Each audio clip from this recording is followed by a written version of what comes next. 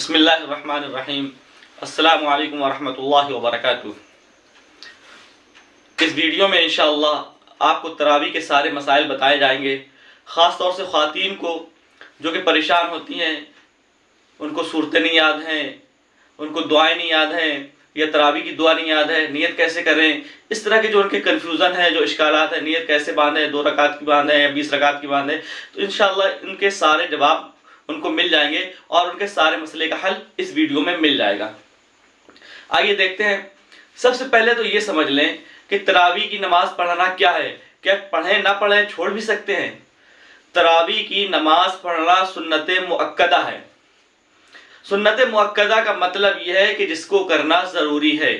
जहाँ तक नफिल का ताल्लुक़ है, नफिल में तो ये होता है कि अगर हमने कर लिया, नमाज पढ़ ली तो सवाब, अगर नहीं पढ़ी तो कोई गुनाह नहीं। लेकिन सुन्नत का मुअक्कदा का मतलब यह है कि कभी बाई चांस एक बार छूट जाए तो छूट जाए, लेकिन जिसका करना ज़रूरी होता है, ना करने पर गुनाह मिलता है, उसको सुन्नत मुअक्कदा कहते हैं। तरावी जिस तरह मर्दों पर सुन्नत मुअक्कदा है, इसी तरह औरतों के ऊपर सुन्नत मुअक्कदा है। बस फ़र्क सिर्फ इतना है कि मर्द हजरात जो है मस्जिद में जाकर तरावी पढ़ेंगे और औरतें जो है अपने घरों में तरावी की नमाज पढ़ेंगी। अब दूसरी चीज़ ये है कि ये तो पता चल गया तरावी की नमाज पढ़ना ज़रूरी है, लेकिन तरावी की नमाज पढ़ने के लिए कैसे नियत करना है तो ये समझ लें कि नियत पहले ये जान लें कि नियत कहते कैसे हैं। नियत दिल के इरादे का नाम है, यानी आपने किसी चीज़ का दिल में इरादा किया, आपकी नियत हो गई। अब उस चीज़ को ज़बान से बोलना ज़रूरी नहीं है। आप तरावी के लिए खड़ी हो रही हैं, सोच रही हैं कि क्या बोलना है, मैं नियत करती हूँ 2 रकात नमाज, सुन्नत तरावी बोलें, नफिल तरावी बोलें, या तरावी बोलें, या इशा की नमाज तरावी के बाद बोलें, वास्ते अल्लाह ताला के, सुन्नत रसूलुल्लाह के। कोई ज़रूरत नहीं कुछ बोलने की। बस एक मरतबा आपको आसान तरीका बता दें, बस एक मरतबा आपको खड़ा होना है। आप पूरी इकट्ठा 20 रकात की नियत कर लें कि मैं नियत करती हूँ 20 रकात नमाज तरावी वास्ते अल्लाह ताला के, बस अल्लाह अकबर। भाई जब काबे शरीफ की तरफ ये कहने की जरूरत नहीं है, बोलने की जरूरत नहीं है वो मेरा काबे शरीफ की तरफ, ये सब तो तसल्ली के लिए है, सेटिस्फेक्शन है कि हमारे दिल को इत्मीनान हो जाता है कि हाँ हमने सही से नियत कर ली। वरना इसका कोई बोल नहीं है। कोई अगर जिसको शक रहता है कि पता नहीं हमारी नियत सही हुई नहीं हुई, तो उनके लिए है कि ज़बान से बोल लें, लेकिन अगर ज़बान से ना बोलें तो कोई भी हरज नहीं है। बस आप खड़ी हो जाएं। बल्कि 20 रकात नमाज तरावी पढ़नी है तो हर 2 रकात में नहीं बोलना है कि 2 रकात नमाज सुन्नत तरावी अल्लाह अकबर, मैं नियत करती हूँ 2 रकात नमाज तरावी अल्लाह अकबर। नहीं, हर रकात की बात नहीं। एक मरतबा इकट्ठा कर लें कि मैं नियत करती हूँ 20 रकात नमाज तरावी वास्ते अल्लाह ताला के, अल्लाह अकबर। इस तरह करके आपको नियत बांध लेना है। अगर इस तरह से आप एक बार नियत बांध लेंगी तो आपको हर 2 रकात के बाद नियत करने की जरूरत नहीं पड़ेगी, क्योंकि आप ऑलरेडी मतलब आपको मालूम ही है कि हम तरावी पढ़ने जा रहे हैं, तरावी के लिए खड़े हुए हैं। तरावी की नमाज जो है इशा की फर्ज नमाज पढ़ने के बाद पढ़ी जाती है, वितर से पहले। ये पहली चीज। अब तरावी कितनी रकात पढ़ना है और कैसे पढ़ना है। तरावी जो है आपको 2-2 रकात करके पढ़ना है। मैं नियत करती हूं, अब जैसे आपने शुरू करी कि मैं नियत करती हूँ 2 रकात नमाज तरावी अल्लाह अकबर, इस तरह करके आपको शुरू करना है। और जैसे आप नमाज पढ़ती हैं बस इसमें भी वैसे ही पढ़ना है। बस ये कि 2-2 रकात जब हो जाए तो 4 रकात के बाद आपको तरविहा करना है, यानी कुछ देर बैठना है।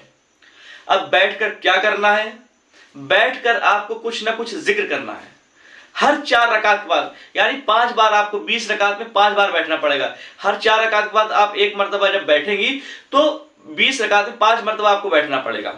अब कितनी देर बैठना है, बाद लोग ये समझते हैं कि जितनी देर में 4 रकात तरावी होती है उतनी देर कम से कम बैठना चाहिए। ऐसा कोई भी जरूरी नहीं। आप 1 मिनट बैठें, आधा मिनट बैठ लें, 2 मिनट बैठ लें, 4 मिनट, ये आपकी नशात के ऊपर है, आपके वक्त के ऊपर है। आप कितनी देर बैठना चाहती हैं, कितनी देर जिक्र करना चाहती हैं, जितनी देर आपको अच्छा लगे उतनी देर आप बैठ जाएं। अब बैठकर करना क्या है, आपको कोई ना कोई जिक्र करना है। मसलन सुभान अल्लाह की तस्बीह पढ़ लें, अल्हम्दुलिल्लाह पढ़ लें, दरूद शरीफ पढ़ लें, इस्तिग़फ़ार पढ़ लें, आयतुल कुर्सी पढ़ लें, कोई सूरत याद हो कोई सूरत पढ़ लें, कुछ भी जिक्र अस्कार कर सकती हैं आप। अच्छा, एक चीज़ और बता दें कि जो तरावी की जो दुआ मशहूर है वो अल्लाह के नबी सल्लल्लाहु अलैहि वसल्लम से साबित नहीं है। हर जगह आप जैसे ही नेट में डालेंगी तरावी की दुआ, फौरन आपके सामने खुल के आ जाएगा। जैसे ही आप गूगल में सर्च करेंगे तरावी की दुआ, फौरन एक दुआ लिख के आ जाएगी, सुभान ज़िल मुल्क वल मलकूत। मस्जिद में बड़े बड़े बैनर में लिखा होता है सुभान तरावी की दुआ। इसका कोई सबूत नहीं, पता नहीं ये कहाँ से चल पड़ी। बल्कि अल्लाह के नबी सल्लल्लाहु अलैहि वसल्लम के ज़माने में मक्का के लोग जो है तरावी 4 रकात के बाद जो है तवाफ करने लगते थे। मदीने के लोग जो है कोई नफिल वगैरह पढ़ने लगते थे। मौलाना थानवी का मामूल ये था कि वो दरूद शरीफ पढ़ने लगते थे, या इस तरह के बहुत से जो भी चाहे आप वो बना सकती हैं अपना मामूल। तो पता ये चला कि तरावी के बाद की जो दुआ है अगर आपको नहीं याद है तो कोई टेंशन लेने की जरूरत नहीं है, कोई परेशानी की बात नहीं है। आप उस तरावी की दुआ के बजाय कुछ भी पढ़ सकती हैं, सुभान अल्लाह, अल्हम्दुलिल्लाह, अल्लाह अकबर, कुछ भी पढ़ सकती हैं।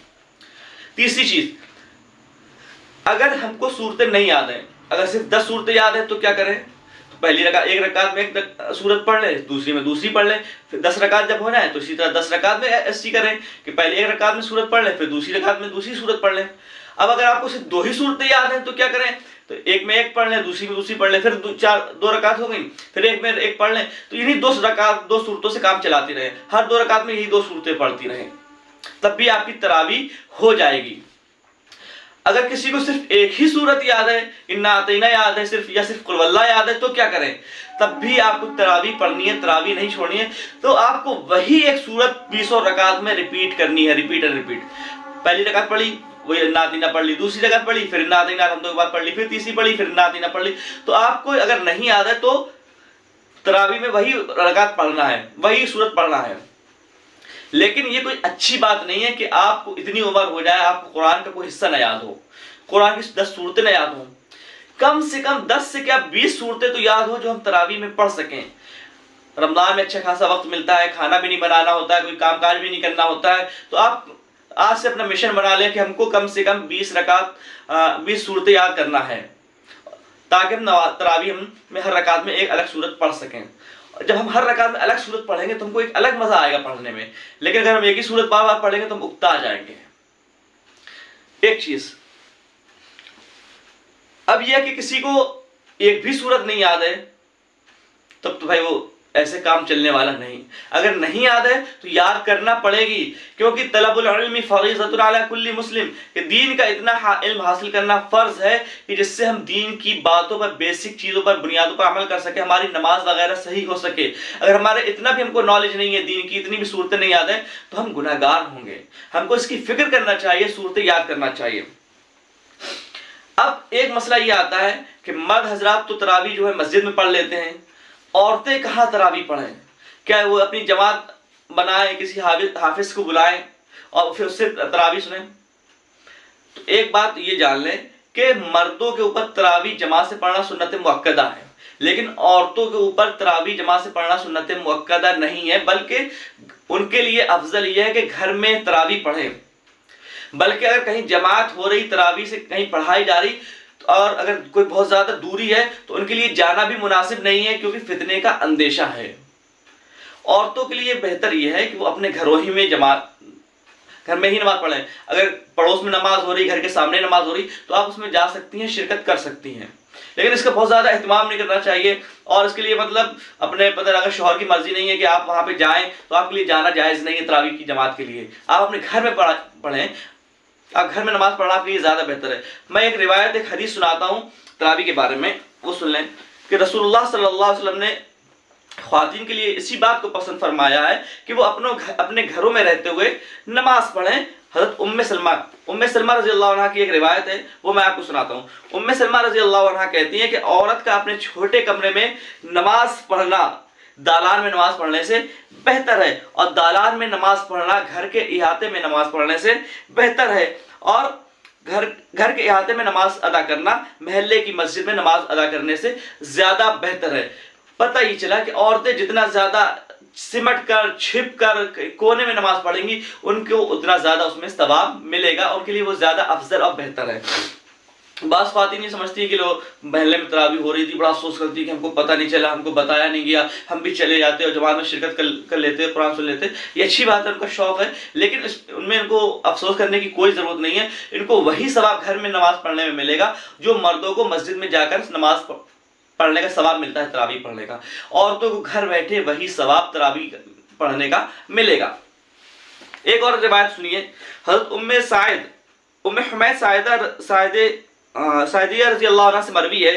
वो कहती है कि उन्होंने हुज़ूर सल्लल्लाहु अलैहि वसल्लम से आप सल्लल्लाहु अलैहि वसल्लम के साथ नमाज पढ़ने की इजाज़त चाहिए और ख्वाहिश जाहिर की। तो जाहिर ये है कि ये नमाज मस्जिद नबवी में ही होती होगी, वो भी आप सल्लल्लाहु अलैहि वसल्लम की इब्तिदा में। लेकिन इसके बावजूद आप सल्लल्लाहु अलैहि वसल्लम ने उनको तलकीन फरमाई कि वो अपने घर में नमाज पढ़ें, ये उनके लिए ज़्यादा बेहतर है। यानी आप सल्लल्लाहु अलैहि वसल्लम ने इस बात को बिल्कुल पसंद नहीं फरमाया कि वो मस्जिद में आए और आप सल्लल्लाहु अलैहि वसल्लम के साथ नमाज पढ़ें। तो पता ये चला कि तरावी की नमाज जो है घर में अदा करना औरतों के लिए ज़्यादा बेहतर है और मर्दों के लिए मुनासिब है कि वो मस्जिद में जाकर जमात से नमाज अदा करें। ये चंद बातें थी जो मैंने आपके सामने रखी। उम्मीद करता हूँ कि आपको सारे मसाइल समझ में आ गए होंगे, सारे मसले का हल मिल गया होगा। फिर भी अगर कोई बात समझ में ना आई हो, कोई इश्काल हो, तो आप मुझसे कमेंट बॉक्स में सवाल कर सकती हैं और मुझसे मसला पूछ सकती हैं। फ़कत अस्सलाम अलैकुम व रहमतुल्लाहि व बरकातहू।